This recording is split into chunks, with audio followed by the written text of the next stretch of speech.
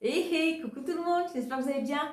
Bienvenue dans la 70e vidéo de recettes légères et gourmandes. Bienvenue sur ma chaîne En Cuisine avec Brigitte. Et oui, sur cette chaîne YouTube, tu trouveras plein de recettes légères et gourmandes. 70, c'est pas rien, hein? Bon, en tout cas, si tu es nouveau ou nouvelle sur cette chaîne, bienvenue à toi. Et surtout, n'hésite pas à t'abonner pour pouvoir réaliser toutes ces recettes sans aucune culpabilité. Bon, bah, je fais encore une spéciale Noël. Et oui, comme tu as pu voir, j'avais déjà fait la recette du petit sapin pavlova, du petit sapin croustifondant, de la couronne basket. Et aujourd'hui, je te fais une petite recette très rapide, très simple. En général, je ne fais jamais des choses bien compliquées.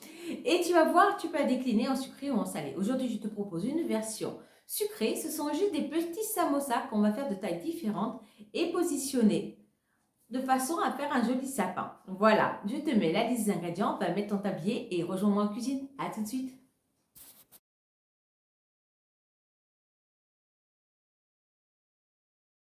J'ai donc épluché ma poire, coupé en petits morceaux. Maintenant, je prends mon robot pour, je dirais, hacher grossièrement mes noisettes. Alors, je mets 1, 2, 3, 4, 5, 6, 7, 8 noisettes. Ah, pas une de plus parce que n'oublions pas que c'est de la matière grasse.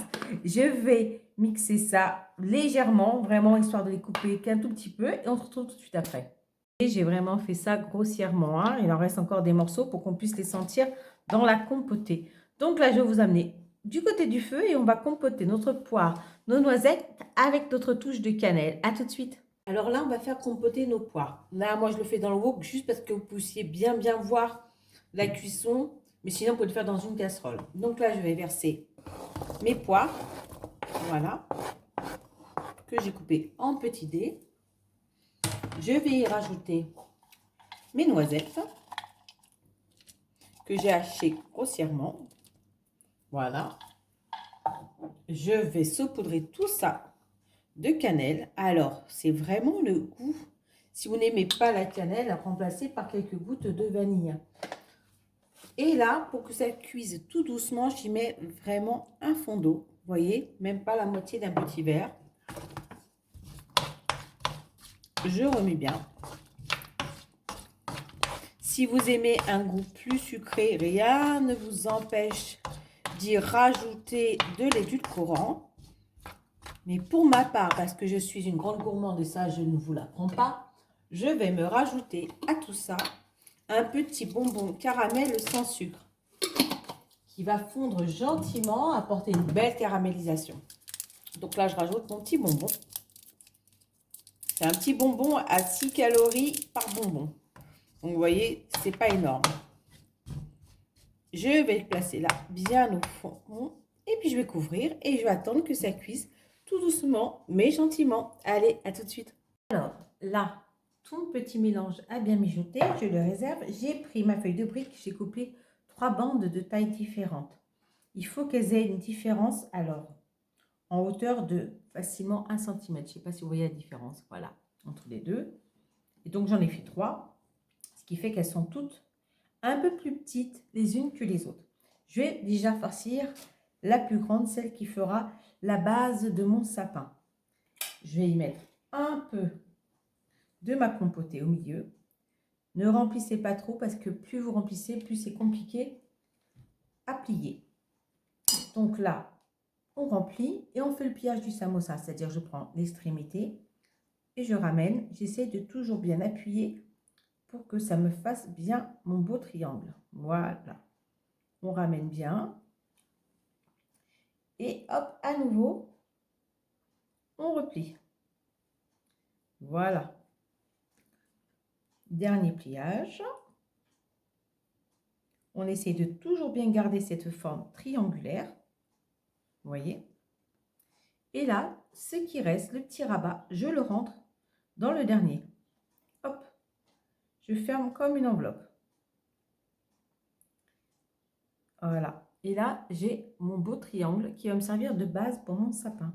Donc là, je le pose sur ma plaque allant au four. Et puis tout à l'heure, on va pouvoir l'enduire avec un peu de mélange d'huile et d'édulcorant. Je vais continuer à faire les pliages de mes deux autres. et on se retrouve tout de suite après. Donc là, comme vous pouvez voir, j'ai bien mes 3 petits sapins. Voilà, moi mes 3 petits niveaux. J'ai mis un peu d'huile, un peu d'édulcorant, parce que je trouve que ça fait une caramélisation et que ça aide à mieux tenir. Voilà. Et là, je vais les badigeonner d'un côté et de l'autre. J'ai mis mon four à préchauffer à 220. Une fois que j'aurai fini de les badigeonner, je vais les enfourner pour 10 minutes, mais surveillez la cuisson de toute façon. Et on se retrouve tout de suite après la sortie du four. Voilà, ils ont cuit 10 minutes au four. Autant vous dire que ça sent divinement bon et ils sont tout beaux et tout dorés. Vous êtes prêts à voir ce petit sapin? Tada! Voilà, je ne sais pas si vous le voyez bien comme ça. Hop, de toute façon, vous le verrez mieux en photo sur la présentation. Vous faites en sorte qu'il soit bien centré. Voilà, peut-être que comme ça, vous le voyez mieux. Hop, essaye. C'est pas évident, j'ai peur que ça glisse. Oh, voilà, on a réussi. Je suis trop petite. Bon, en tout cas, j'espère que cette recette vous aura plu. Moi, j'ai eu vachement de plaisir à la partager avec vous. Vous avez vu, hein, c'est une recette toute simple et vous pouvez la faire en sucré, en salé. Vous pouvez la faire avec les enfants, les petits-enfants.